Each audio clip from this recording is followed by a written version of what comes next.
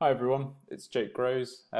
Just going to do a very quick video today just to go through how to check site speed and mobile mobile optimization on your website, and just very basic and very quickly, but just so you know what tools to use and how to check yours and other people's sites for quite an important part of SEO, to be honest, as site speeds quite important because Google will rank faster sites higher. So it does form part of your sort of search engine optimization to show as good in Google. So if you just literally Google site speed, you get this one, page speed tools. So, and you come here and you can run insights, and all you do is you put in a URL here. So just for example, as an example, amazon.co.uk, and I can't believe it. I'm actually surprised it's poor. It's probably because there's quite a lot on Amazon, but you'll get a nice list here saying what you could do. So Amazon should be optimizing their images and their render blocking JavaScript and CSS in above the fold content. So just to explain what above the fold is, it's sort of, if you think of the top sort of third of your web page, if you took that line there as the imaginary line of where above the fold starts, so everything in this top third or top half of your screen is what they consider above the fold, and this is the first code or first part of the web page to load. So essentially what you want to do is include important information in this top third, so if there's ever a slow or a reason your website is slow, the above the fold content is loaded first, so people can still navigate around your site if they need to, instead of having to wait for the entire page to load. So when it says render blocking JavaScript in above the fold, it's saying your above the fold content, your top part, is slow, and there's JavaScript and CSS code causing that, and it's a case of going into that code. Normally what you'll need to do is minify it and combine it, and there's ways of it's all to do in coding, but basically you can combine them.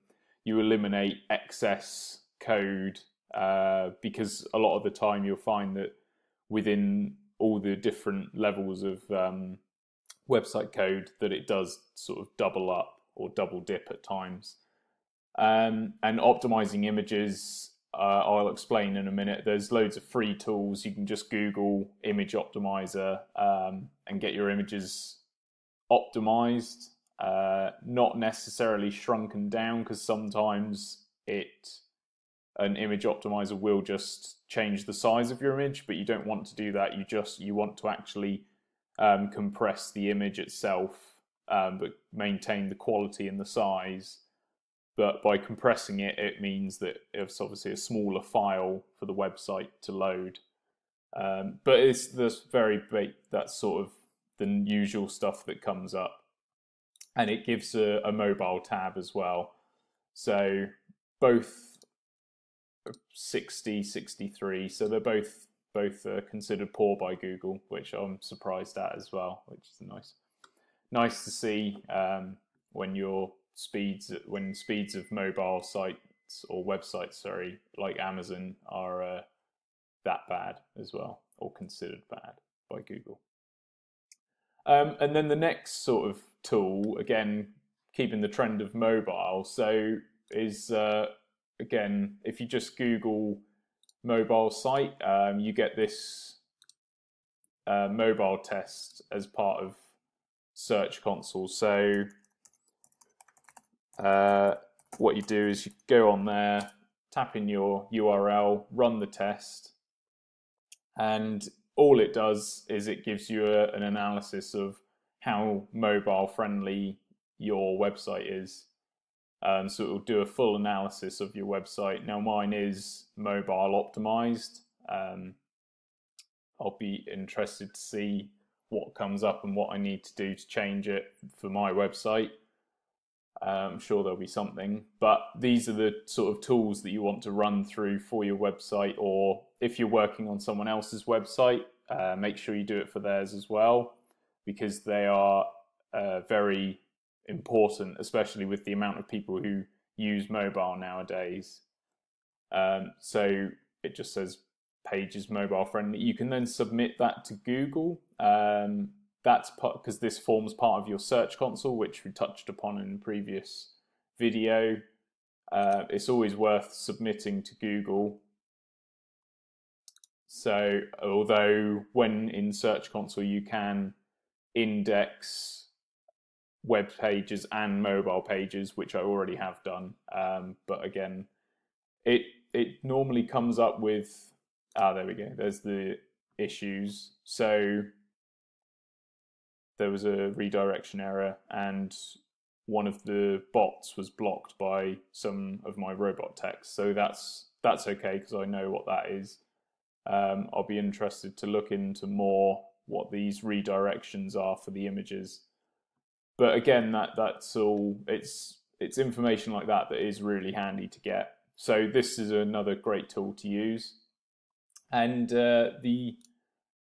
then going back to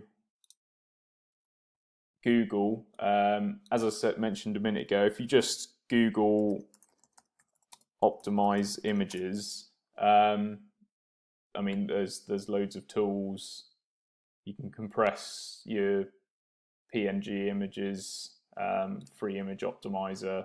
So there's loads of tools, and you just literally choose your file, set your size and what quality you want, get it compressed, and then upload it or re-upload it to your website, and that will give you a compressed image which will increase the speed of your website. As I say, there's also minifying code. That has to be done really by someone who knows what they're doing. So if you know code, then it's pretty simple. If you don't, it's well worth getting someone who does to do it, and they can minify. And then there's also, going back to this, if you just go through it, there's browser caching.